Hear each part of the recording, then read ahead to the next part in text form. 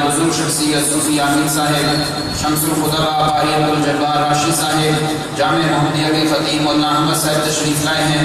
جی آئین کو خوش آمدید کہتا ہوں. ایک اور منظر، ایک اور آپ نے ماشاء اللہ کی صدا سے داد دینی ہے. ایک اور گاؤں آج اس محفل میں تشریف آوری پر میں دل کی گہرائیوں سے خوش آمدید کہتا ہوں. فیروز والا سے 42 افراد پر مشتمل قافلہ آپ کی محفل میں پہنچا ہے. میں شکریہ ادا کروں گا قاری رفیق صاحب کا، بھائی نوید صاحب کا، مولانا رفاقت صاحب کا. سمجھی آواز سے کہتے ہیں ماشاء اللہ. میں آپ کو یہ منظر دکھانا چاہتا ہوں. ذرا اپنی جگہوں پہ بیٹھ کے دیکھیں، ذرا نوجوانوں پیچھے مڑ کے دیکھو. آپ کے پنڈال کی بہت کم ہو چکی ہے. ماشاءاللہ مجمع کہاں تک پہنچ چکا ہے. آپ کا دل خوش ہوا ہوگا تلاوت سے. تو پھر آمین کہیے گا میری ذرا اس بات پر. جتنے اس مجمع میں بیمار بیٹھے ہیں اللہ سب کو شفا عطا فرما دے. ہمارے استاد مولانا عبدالباسط صاحب، ڈاکٹر عبدالمالک صاحب، اللہ ان کو بھی شفا عطا فرما دے. چودھری سعید صاحب بیمار ہیں، اللہ ان کو بھی شفا عطا فرما دے. ہمارے بھائی آصف صاحب کے خاتون بیمار ہیں، اللہ ان کو بھی شفا عطا فرما دے. میرے عظیم مہمان آج کی اس محفل کے انہیں دعوت دینے سے پہلے میں مائک اپنے بھائی انعام الرحمان سر کے حوالے کر رہا ہوں. ہمارے اس محفل کے اندر مہمان خصوصی جو آپ کے سامنے جلوہ افروز ہو چکے ہیں، مسلک اہل حدیث کے مایہ ناز قاری ہیں، استاد القراء ہیں، لاہور کی سرزمین سے آج نمائندگی کر رہے ہیں 8ویں سالانہ محفل حسن قرات میں. قاری القرآن حضرت قاری عبدالباسط المنشاوی صاحب. نوجوانوں ذرا خیال کیجئے، دیکھیے گا قاری صاحب کی تلاوت میں درد. ذرا توجہ سے بیٹھیے گا، قرآن مجید پڑھنے کا انداز دیکھیے، قرآن مجید میں ان کی آواز کا سرور دیکھیے تو آپ کا دل خوش ہوگا. تشریف لا رہے ہیں قاری عبدالباسط منشاوی صاحب. ان کو دعوت دینے کے لیے میں مائک دے رہا ہوں اپنے بھائی مفتی انعام الرحمان. بسم اللہ الرحمن الرحیم. گرامی قدر احباب، الحمدللہ تعالی اللہ کے خاص فضل و کرم سے ہماری 8ویں سالانہ محفل حسن قرات اپنے بام عروج اور نقطۂ عروج کو پہنچ چکی ہے. میں اس کامیابی پر اپنے رب کا شکر ادا کرتا ہوں، اور اس کے بعد وہ تمام احباب جنہوں نے کسی بھی حوالہ سے ہم برادران کا، انتظامیہ کا، خدام جامعہ کے ساتھ تعاون کیا ہے، ہم ان تمام کا شکریہ ادا کرتے ہیں. اللہ تعالیٰ ہمیں ہمیشہ اسی طرح رکھے کہ ہم آپ کی بے لوث محبتیں پوچھتے رہے. آمین کہہ دیجیے. گرامی قدر احباب، آپ حضرات بخوبی جانتے ہیں کہ ہماری یہ محفل حسن قرات، اس میں ماحول یہ ہے کہ ہم تینوں مسالک کے جید قرائے کرام کو یہاں پہ جمع کرتے ہیں. مسلک دیوبند، مسلک اہل حدیث، مسلک بریلوی. ہماری کوشش یہ ہوتی ہے تینوں کے مایہ ناز اور جید قرائے کرام آپ کے سامنے ہم لے کے آئیں اور نئے چہرے ہم آپ کے سامنے پیش کریں. اور ہم الحمدللہ اس کوشش میں کسی حد تک کامیاب ہیں. ہماری یہ اتحاد اور وحدت کی جو کوشش ہے آپ کو اچھی لگتی ہے؟ آپ کا جواب تو کچھ اور بتا رہا ہے. آپ کو یہ ہماری کوشش اچھی لگتی ہے؟ ذرا ہاتھ بلند کر کے کہیں، دونوں ہاتھ بلند کر کے کہیں. تو اگر آپ کو ہماری یہ کوشش اچھی لگی ہے، پھر میں آپ سے ایک وعدہ لینا چاہتا ہوں. میرے پاس دوست ناراض بھی ہوں گے، پہلے بھی ہوتے ہیں، کوئی بات نہیں، میں نازل کر دوں گا. پھر وعدہ کیجئے کہ آج صرف اپنے مسلک کے قاری کو سن کے نہیں جانا، بلکہ سارے مسالک کے سارے مہمانوں کو سن کے ہم واپس جائیں گے. کہیں انشاءاللہ. وعدہ کیجئے رب کی ذات سے. ابھی تک جن کو رات کو آپ نے سنا، ایمان کی حرارت محسوس کی ہے ہم نے الحمدللہ. اور مزید جو مہمان آ رہے ہیں انشاءاللہ لطف اور کیفیات کا ایک بحر بے قرار آپ کے سامنے آنے والا ہے. تو آپ حضرات وعدہ کیجئے کہ آپ تمام قرآن کی تلاوت سن کے جائیں گے انشاءاللہ. اور اتنا قرآن کریم جب پڑھ لیا جائے گا، پھر آخر میں جو دعا ہوگی، جو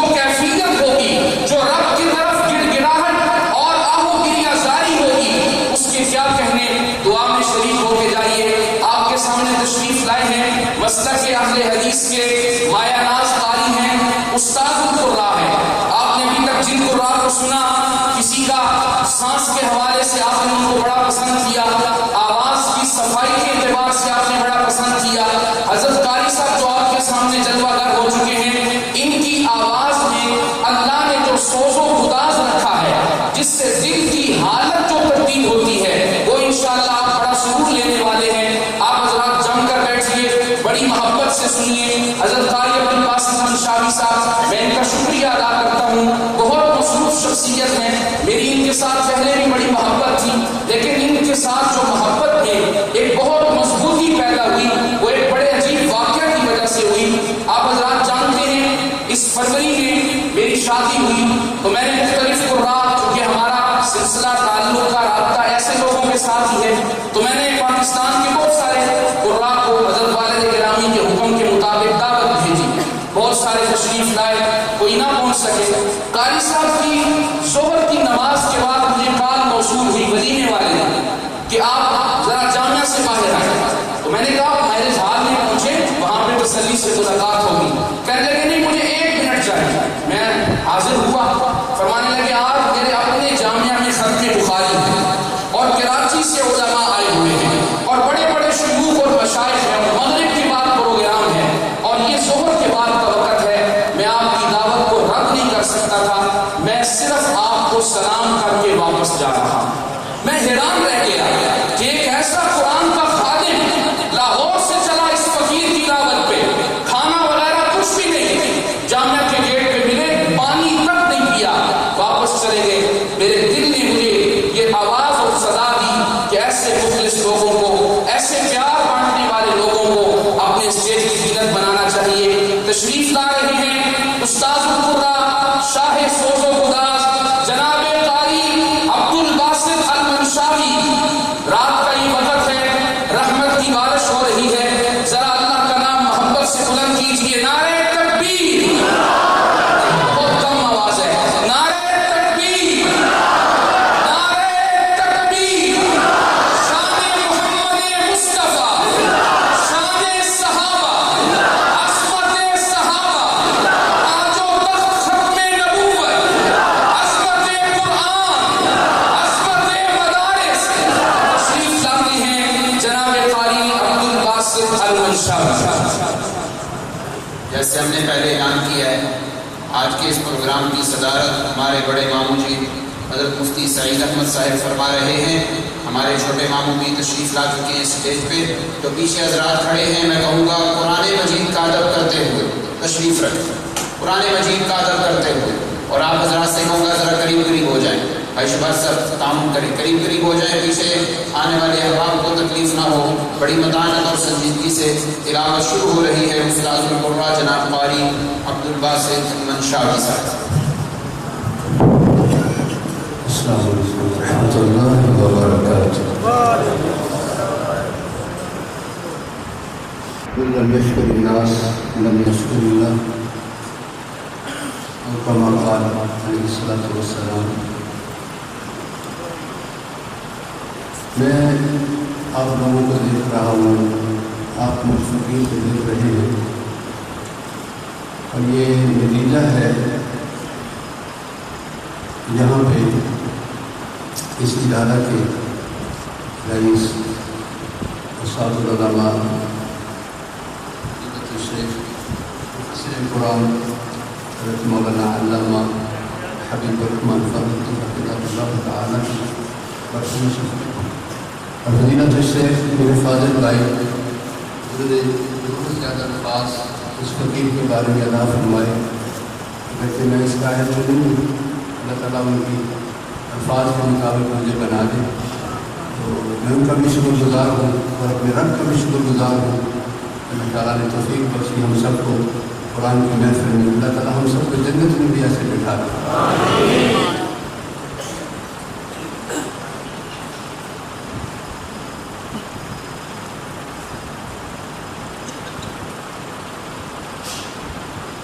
أعوذ بالله من الشيطان الرجيم،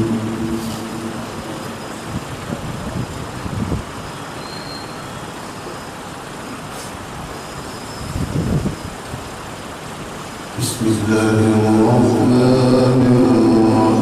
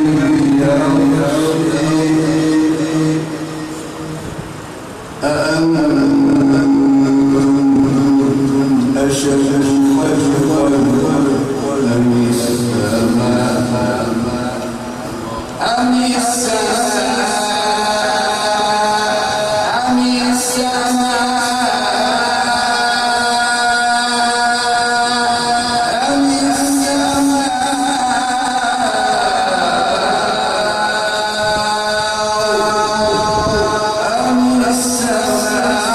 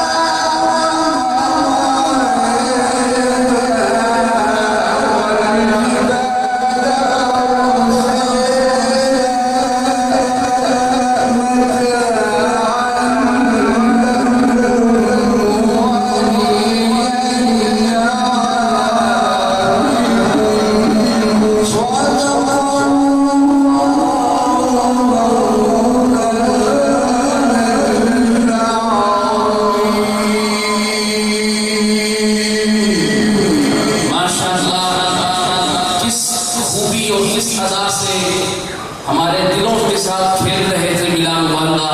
اللہ تعالیٰ ہمارے قاری صاحب کو جزائے خیر عطا فرمائے. ان کی جملہ صلاحیتوں میں اللہ تعالیٰ مزید سے مزید در اضافہ فرمائے.